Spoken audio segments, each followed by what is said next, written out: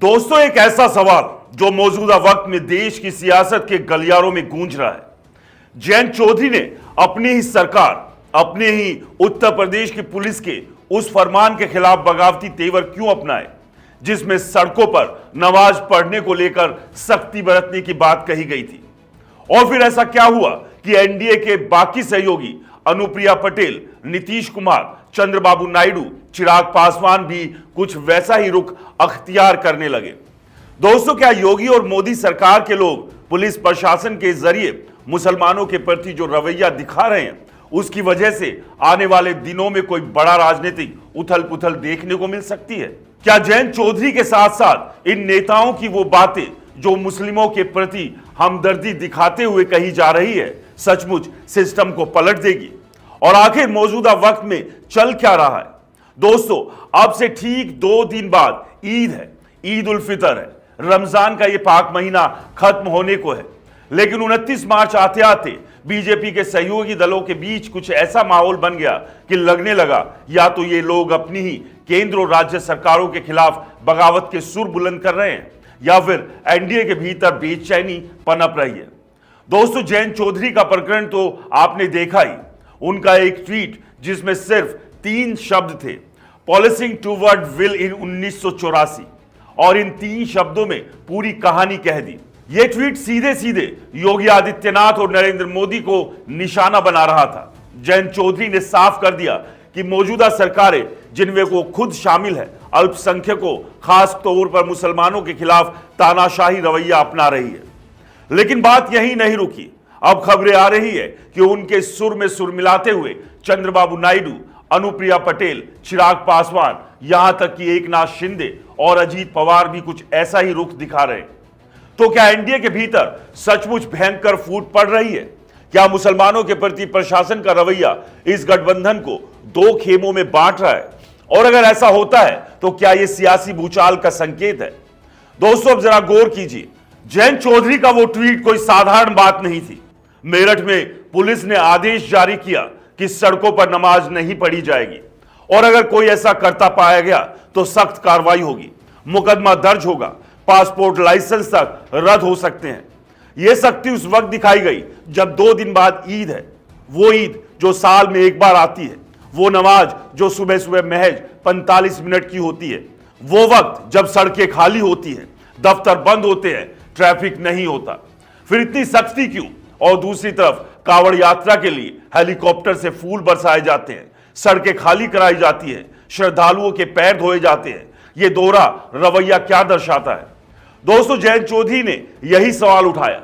उनकी पार्टी के प्रवक्ता टीवी डिबेट में चीख चीख कर कह रहे हैं, अगर कांवड़ियों के लिए रास्ते रिजर्व कर सकते हो तो ईद की नमाज के लिए 45 मिनट की छूट क्यों नहीं?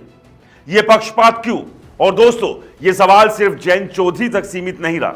चंद्रबाबू नायडू ने आंध्र प्रदेश में रमजान के दौरान इफ्तार से 1 घंटा पहले मुस्लिम कर्मचारियों को घर जाने की छूट दी। बीजेपी जो तेलंगाना में औरंगजेब को लेकर आसमान सिर पर उठा देती है, यहां चुप रही। चिराग पासवान ने सड़क पर नमाज के मुद्दे को बकवास करार दिया। अजीत पवार ने कहा, मुसलमानों की तरफ कोई तिरछी नजर से देखेगा तो हम हिसाब करेंगे। क्या यह संकेत नहीं कि एनडीए के भीतर 2 धड़े बन गए हैं? एक वो जो हिंदुत्व की हार्डलाइन पर चलना चाहता है और दूसरा वो जो मुस्लिम वोटों को सियासत और सेक्युलर छवि को बचाना चाहता है। दोस्तों, अब सवाल ये कि क्या ये सब सिर्फ सियासी ड्रामा है या सचमुच कुछ बड़ा होने वाला है? दोस्तों, जयंत चौधरी की पश्चिम यूपी में जाटों के साथ साथ मुस्लिम वोट चाहिए। चंद्रबाबू नायडू को आंध्र में मुस्लिम समर्थन चाहिए। चिराग पासवान बिहार में दलित मुस्लिम गठजोड़ की बात करते हैं। नीतीश कुमार की तो पूरी सियासत ही कुर्मी मुस्लिम पिछड़े वोटों पर टिकी है। ये नेता चाहते हैं कि बीजेपी का हिंदुत्व मॉडल उनके लिए हर जगह काम करेगा, लेकिन बीजेपी के लिए सहयोगी बैसाखियां हैं। लोकसभा में 240 सीटों के साथ बीजेपी बहुमत से दूर है। नीतीश के 12, चंद्रबाबू के 16, चिराग के 5, जयंत के 2। ये छोटी तादाद भले हो, लेकिन इनके बिना मोदी सरकार का गणित गड़बड़ा सकता है। तो क्या बीजेपी इनके आगे मजबूर है? क्या इसलिए संभल में सीओ अनुज चौधरी जैसे लोग वर्दी में गुंडई करते हैं और योगी उनकी पीठ ठोकते हैं, लेकिन जयंत चौधरी के ट्वीट पर चुप्पी साध लेते हैं? दोस्तों, संभल की घटना याद कीजिए।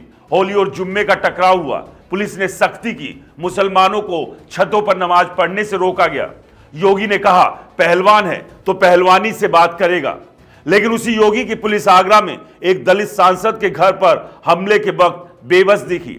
यह दोहरापन जैन चौधरी को नागवार गुजरा। वो पूछ रहे हैं कांवड़ यात्रा के लिए फूल और ईद की नमाज के लिए लाठियां, ये कैसे चलेगा? और उनके साथ अब बाकी सहयोगी भी खड़े हो रहे हैं।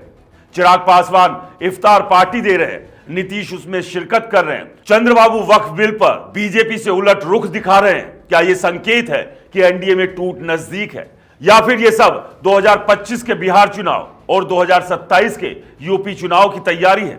तो दोस्तों, सवाल यह है, क्या वाकई मुसलमानों के प्रति यह रवैया एनडीए को तोड़ देगा? क्या बीजेपी की हिंदुत्व लाइन अब उसके सहयोगियों को रास नहीं आ रही, या फिर यह सब वोट की सियासत है जो ईद के मौके पर जोर पकड़ रही है? दोस्तों, आप क्या सोचते हैं? कमेंट बॉक्स में अपनी राय जरूर लिखें, क्योंकि वक्त का पहिया घूमते देर नहीं लगती। जो आज सत्ता में है वो कल सड़क पर भी हो सकते हैं, ठीक वैसे ही जैसे कभी अखिलेश यादव रहे, मुलायम सिंह यादव रहे, जैसे मायावती की सरकार हुआ करती थी। दोस्तों, फिलहाल इस वीडियो में इतना ही। बहुत बहुत शुक्रिया। नमस्कार।